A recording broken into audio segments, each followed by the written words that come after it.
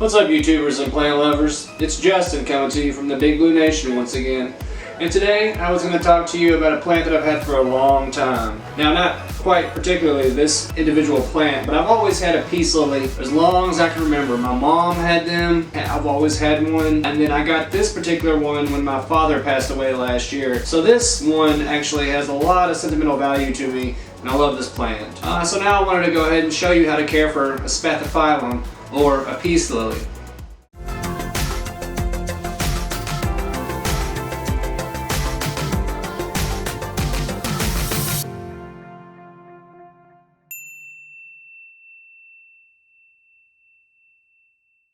Now, it gets its common name from these large white flowers that jet up, almost kind of like a peace flag that would indicate like a ceasefire. That's where they get the name peace lily from. This plant is great for beginners. Anybody that likes to see flowers a lot, they have a breed that's called flower power, and they're supposed to have a lot more of the white flowers that jet up out of there and look really good with the plant. But I wanted to show you mainly how to take care of the plant. And with this one, as any other plant, the leaves will get really dirty, and that'll keep the plant from being able to photosynthesize right and can actually hurt the plant. Now, I just had a roof issue and they had to come into my house and redo the roof and everything. And this is probably not the best time to fix this with the leaves because this flower right here is losing a lot of its pollen. So as soon as I wipe it off, it's just going to fall back down on there. But all I'm really trying to do right now is get a majority of the dust off the leaves so this plant is able to take in adequate light and make its own food. Now, this little concoction that I made up is about 3 parts water. I use purified filtered water so that I won't have to worry about any chlorine or any other fluoride or any other kind of harmful chemical that will actually hurt your plant. So I use about 3 parts water to 1 part lemon juice. And make sure that the water is pretty warm. Don't go for hot, but you do want kind of warm water to help you with the dirt and getting that off. And just take your hand and grab a leaf and kind of go over top at it like that. And be gentle because these leaves will rip, and just repeat. Now you will see that some of the older leaves down towards the base might not look as good as you want, and that's okay. Some of them will be a little discolored, some of them probably will be a little brown, but as long as the majority of your leaves all do look green and fine, I really wouldn't worry about this plant. It is very easy to take care of, and one of the reasons why it's so easy to take care of is because of the leaves. They're a really good indication of whether or not the plant actually needs water. So you'll come in one day and it'll look like your plant is probably just sick or about to die. All the leaves will be really wilted and falling down. And that just means that your plant is thirsty and it needs more water. And if you give it some water, it'll perk back up in about 30 minutes. Maybe not even that long. Another reason why this plant is so easy to take care of is because of its light requirements. This plant is normally found in tropical areas of the Americas, kind of South America, and around tropical areas of Asia as well. And as I was saying, they don't like a whole lot of light. So in nature, they're usually below the canopy, so they don't get a whole lot of direct light that kind of comes down on them. Instead, they'll get mostly bright shade and filtered light that kind of comes down through the treetops. So they do not like bright light. I never set my peace lily outside, not in the summertime, not in the springtime, not in the fall or the winter.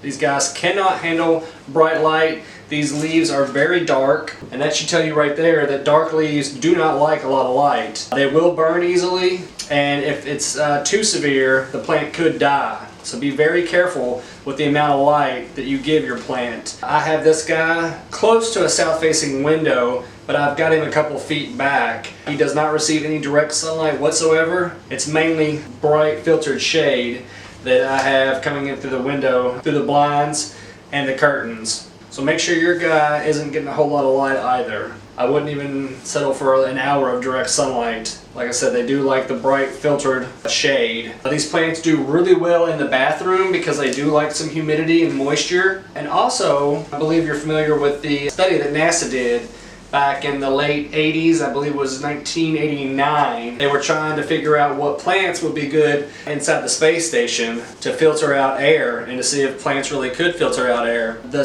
peace lily, Spathiphyllum, was on their top 10 list, and they're really good at absorbing mold and mildew in the spores that they produce, because they'll suck it in through their leaves and push it down through their system to the roots where they can dissolve it as food. So if you have any kind of problem with mold or mildew, something that's not very rampant but just a little problem, a peace lily would be really good for you too. They are great plants at absorbing a lot of toxins in the air, so it is a great plant to have. Not just because it's easy to take care of, but the plant will actually take care of you too. And I believe on that list it said that it can reduce toxins about 60% in your air. So this is a really good plant to have, especially if you have newborn children or any kind of younger children in your house and you're worried about that. A peace lily is really good for separating harmful toxins out of your air. And I like to kind of clean him off about every month or every other month and give him a little once over. That way you can see if there's any spider webs indicative of any kind of spider mites or anything,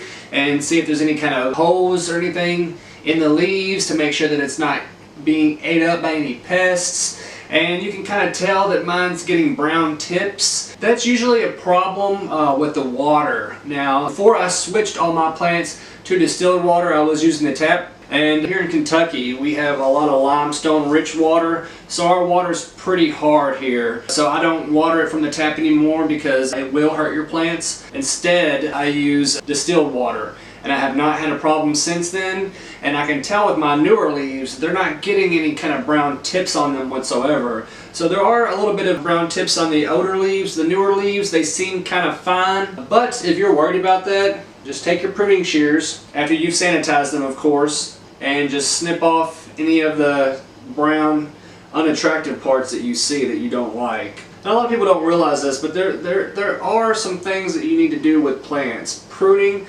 is very high up there with any kind of plant. Anytime that you can prune a majority of your plants, it's really good for them. And that's not just because it makes them look better, but these areas that are dead or dying, they can extract some valuable nutrients from the rest of the plant. So it is nice to go ahead and kind of cut them off and make sure that it's not still kind of draining any valuable resources that the rest of the plant may need.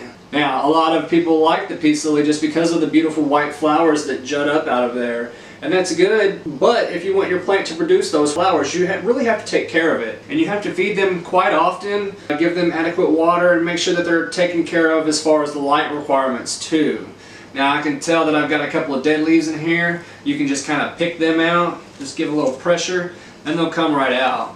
Now with mine, I will feed him probably once every 2 weeks. I use just an all-purpose Fox Farm houseplant fertilizer or Miracle-Gro, and I'll follow the directions and kind of dilute that by about half and feed him, and he'll do pretty well. I haven't fed him at all in probably about 3 weeks. So he does look like he's going to need a little bit more food, and when I get ready to, I will go ahead and do that, but probably don't have any right now. I think I just ran out, so I probably will give him a little bit of fish emulsion. That seems to do well with him, and if not, I'll just stick to this regular routine. Water. Like I said, peace lilies love water, but they do not like to stand in water. So make sure your pot has drainage holes in it so that all the excess water can kind of run out and won't be stuck in the pot with it. Now, if you're like me, I like larger plants. The peace lilies, they come in 3 different sizes. They come in small, medium, and large. I believe for the small, we have Power Petite.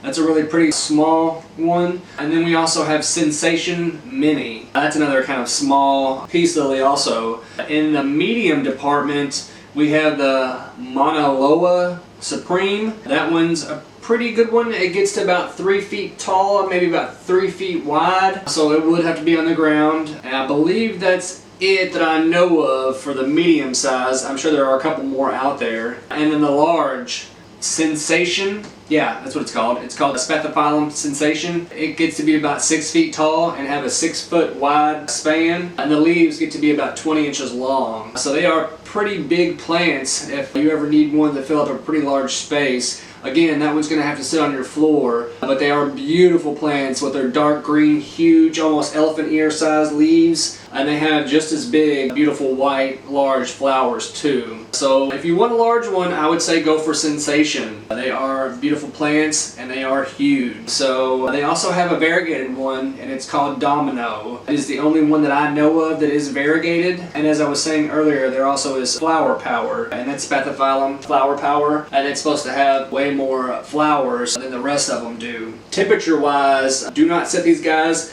by a door or a cold drafty window or vent, because temperature fluctuations can really mess these guys up. So they like to be in the same temperature zones that we do. I believe that's around 65 to 85 degrees. Anything higher than that will dry this guy out and probably hurt it. Anything lower will kill it. These guys cannot stand freezing temperatures, nor any kind of temperatures close to it. So just be very careful with that. And like I said, you shouldn't have your plant outside at all, because they will dry out really quickly and they will wilt, and then they'll burn from the sun too. So when you're selecting a location, make sure that you don't have it anywhere close to anything that will actually freeze it or burn it up, or just burn it out with the direct sunlight, because these leaves will burn and it will kill your plant. Your peace lily, I wouldn't repot mine unless I was absolutely sure that the roots were coming out of the pot. Peace lily likes to be root bound for the most part, so unless you can see roots coming out of the bottom holes or maybe up through the top of the pot, I wouldn't repot it for real, because they do like to be pot bound with their roots. And then if you do repot it, make sure that you water it the night before really well. That will help you kind of loosen the root ball up the next day and make it a lot easier too. And just because they do like to be root bound, you're going to probably need some really sharp scissors to kind of cut down through the plastic, just to kind of help you out too. Pests, spider mites are a problem with peace lilies. They will have a field day on there, and you'll be able to tell because the undersides will look kind of gnawed up. The tops will probably have a little bit of holes in them, and then you will see a lot of white kind of filamental thread all over the plants. If you look through the leaves with different light sources, you'll be able to see kind of what looks like spider webs. And if you can see a lot of that on there, then you probably do have a spider mite infestation. Spider mites are one of the hardest pests that I've ever had to deal with, but strangely they are one of the easiest to remove, or they can be. Now I say that because they don't stick to plants like some pests do. All they need to be getting rid of is a nice little stream of water, and they can be knocked right off, or a nice little blast of air. I've heard some people use air dusters, other people take them out back and hose them off with water,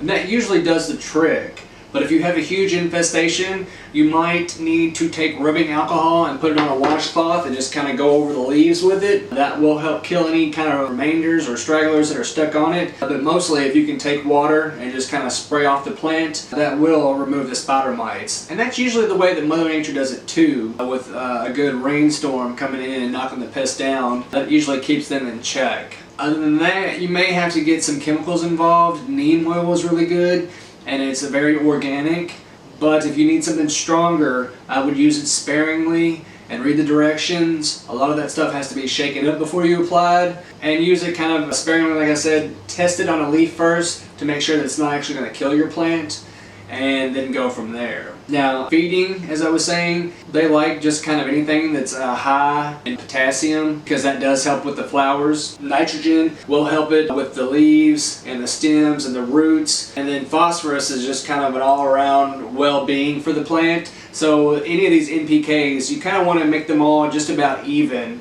like a 10-10-10 solution, and that will really kind of help your peace lily out. Like I said, I will get one that's about like that, and I'll dilute it by half, and then just go ahead and apply that to the plant about every other week or once a month in the growing season. Because again, if you like the plants with a lot of flowers, they're going to need a lot of food in order to produce all these flowers that you like so much. So taking really good care of your plants. Peace lilies do not live that long from the get-go. Usually they live to be about 3 to 5 years old.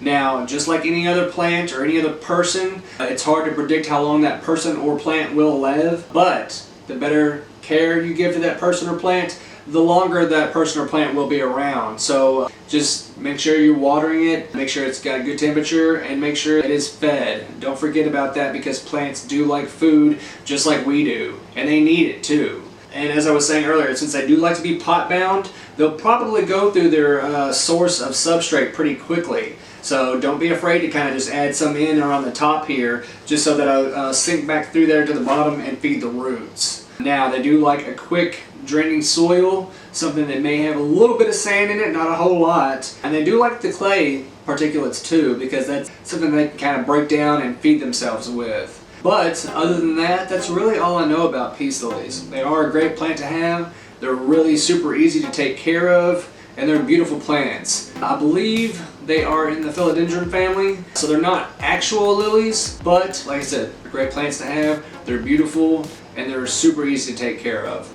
Well guys, that's really all I know about the peace lily. Like I was saying, leave me a comment, let me know how things are working out with yours. And if you have any pictures, I'd love to see them. Hit the subscribe button and the bell next to it, that way you'll know anytime that I've uploaded a future video. You guys take it easy, have a good one, and don't forget, always plant prudently.